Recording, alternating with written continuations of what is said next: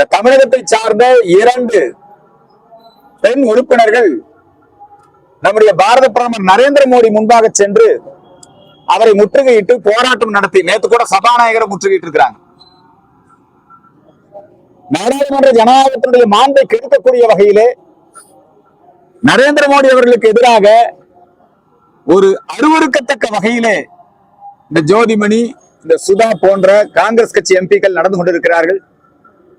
அவர்களுக்கு எங்களுடைய வன்மையான கண்டனத்தை தெரிவித்துக் கொள்கிறேன்.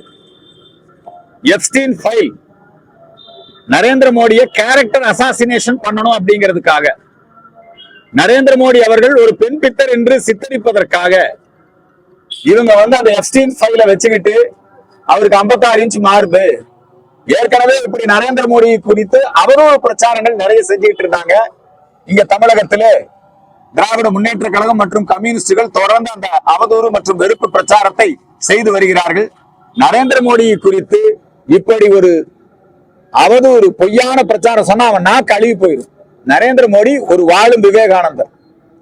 இந்த உலக தலைவர்களிலேயே உத்தமமான தலைவர் நம்முடைய பாரத பிரதமர் நரேந்திர மோடி. அவர் மீது களங்கம் சுமத்துவதற்கு இந்த தமிழகத்தை சார்ந்த நாடாளுமன்ற உறுப்பினர்கள் மற்றும் திராவிட முன்னேற்ற கழகத்தை சார்ந்தவர்கள் முயற்சிக்கிறார்கள். அவர்களுக்கு எங்களுடைய வன்மையான கண்டனத்தை தெரிவித்துக் கொள்கிறோம்.